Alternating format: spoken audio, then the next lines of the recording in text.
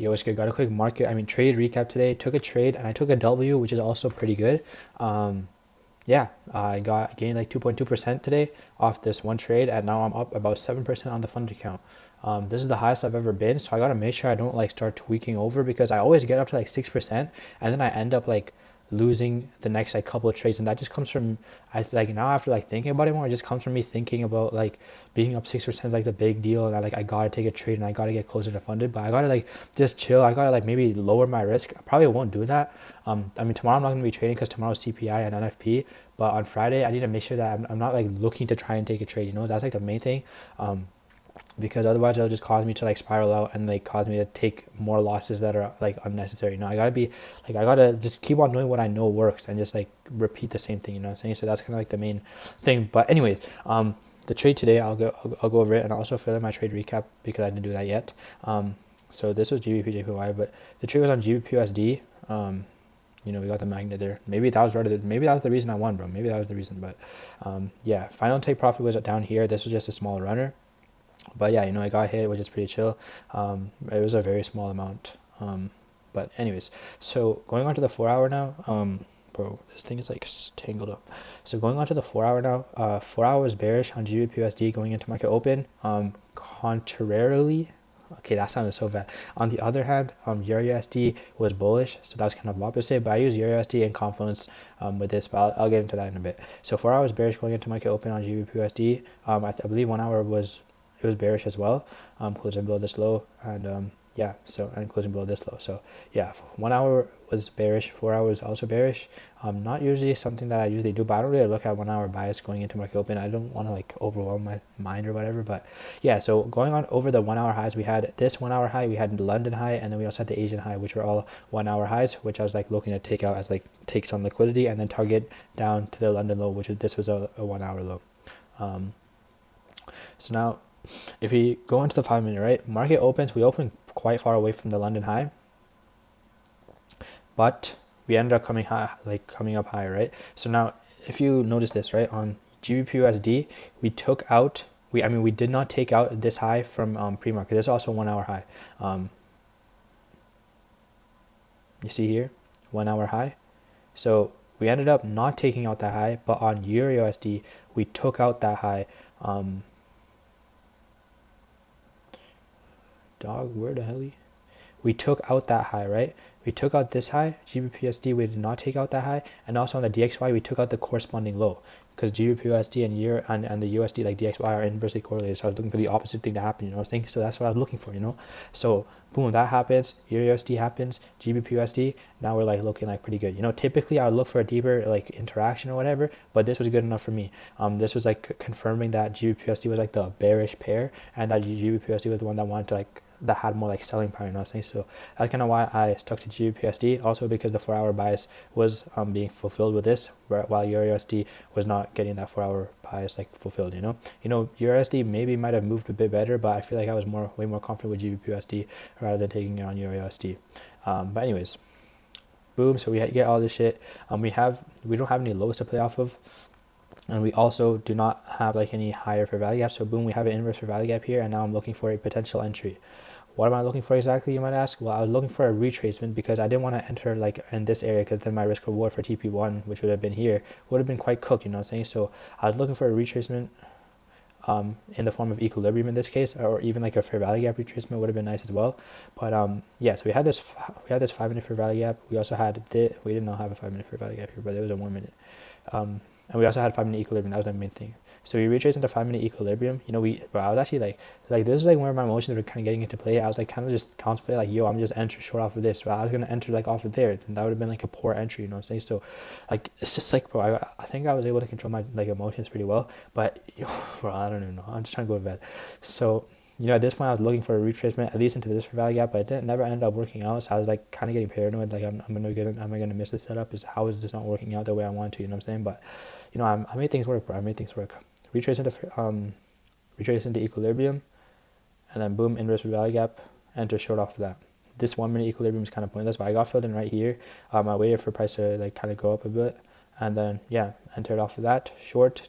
TP1 was right here.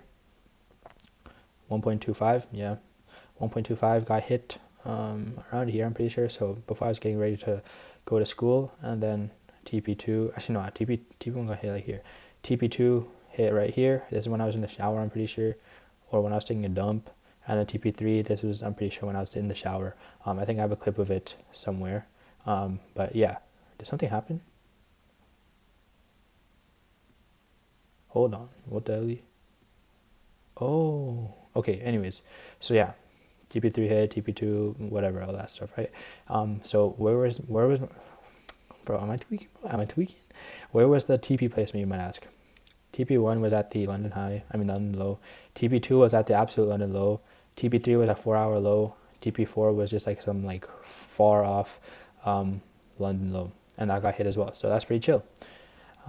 Yeah, and then this was a pretty good place to take profit. We didn't end up going lower, so that's pretty nice. Would have gotten pretty mad at myself if I took off my entire position here, but I mean it's good that I held through and let it hit TP, bro. So yeah, that's pretty much it with me explaining. Oh, let me go over the other pairs real quick.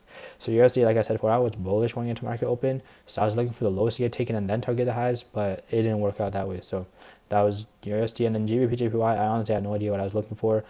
4 hour was bullish. We took out the highs. We were miles away from the lows. So I was like, no, I'm not going to take any trades on this. So it was kind of like mainly focused on GBP and GBP ended up working out.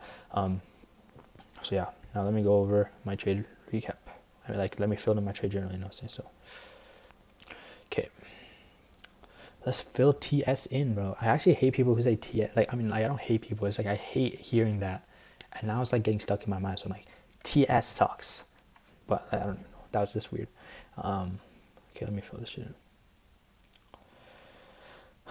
So the trade was on the 19th. What time? 6:45.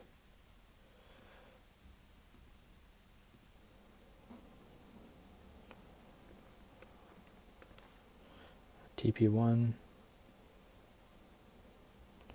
You change when nobody else.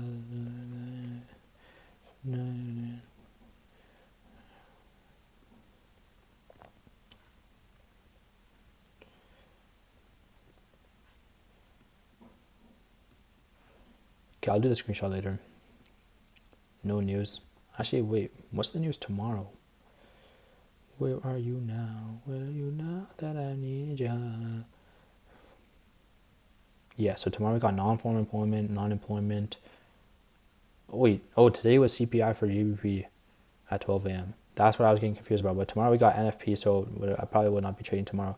I will not. And then Friday honestly looks pretty chill. It's just we got news at 7:45, so that is something to note. But yeah, I don't know. Like, there's just no news today really. How long was the trade?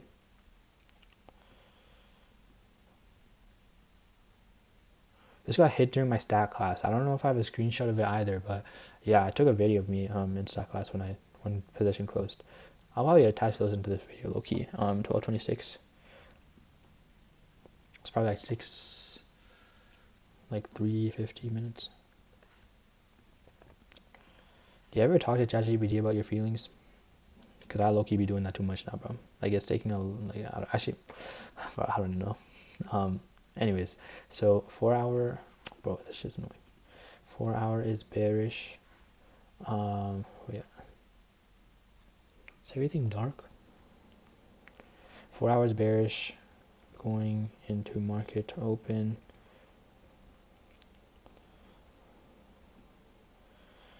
Let me go on the 5-minute real quick. That's for sure. And I was on my knees and nobody else was playing. No. Going into market open, looking for highs to get taken. 1 hour high is taken on EU and also DXY. And low on DXY, so consider that as the take on GU. Looking for minute MSS, then get 5-minute risk for rally gap. Want to see retrace due to poor RR. Retrace into EQ. Enter on 1 minute IFVG to downside SL above the EQ high and TP at London lows, like absolute and not, and then 4-hour lows. GBP/USD, what else? GBP/USD 2.2. How many lots? That's a good question. Bro, yesterday the internet went down and I wasn't able to find out my lot size. So I was low-key thinking of just estimating it, but then I ended up finding another website that didn't require it, which is pretty good. I don't know why I said that. I need you, no, I need you. 0.85. Sell 1 emotions. So to start, let's make an essay, bro. Beautiful, let's cook up. To start, when I was looking for the MSS, I was like, no way this don't work out. Like, it looks so good. I have to take something. This will cook me in the future. In the future, because if I don't get expectations fulfilled, I will, but I need to make a Discord. It will build up and cause me to lash out on future dates. Also, when looking for a retrace, yeah, this is low-key aura, bro.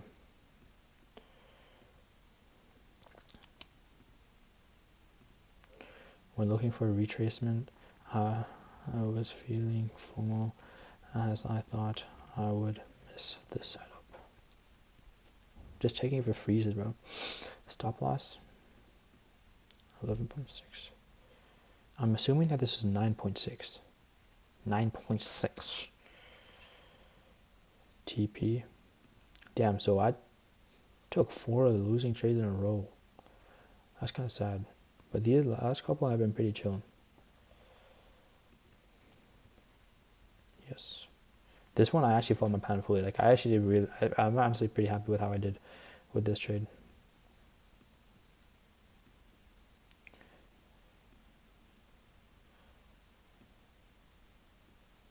Okay, it's like, okay, I'm gonna just not include the runner part.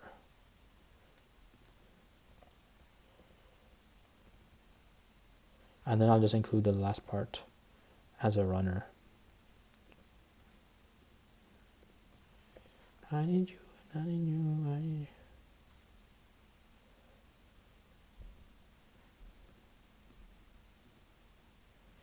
you. So the code is right. Actually, I don't even want to explain that.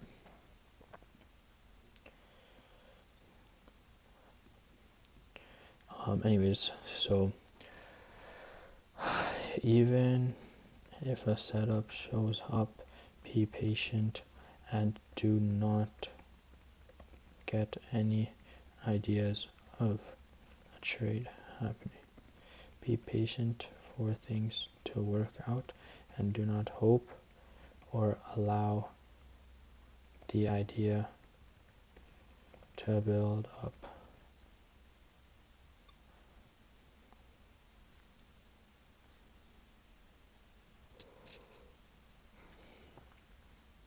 Yeah, this is actually kind of cooked, bro.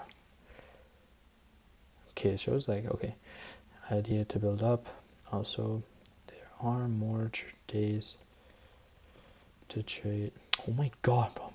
More days to trade, so do not get emotional if setup runs without me.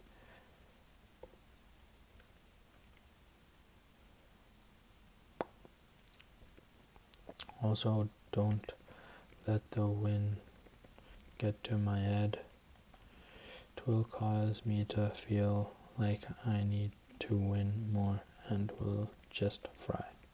Okay, that's pretty much all, honestly. 16 minutes, 16 battery percentage. What can I say? What can I say, fam? What can I say? But yeah, I'm just gonna go. I'm gonna end this right now. Goodbye.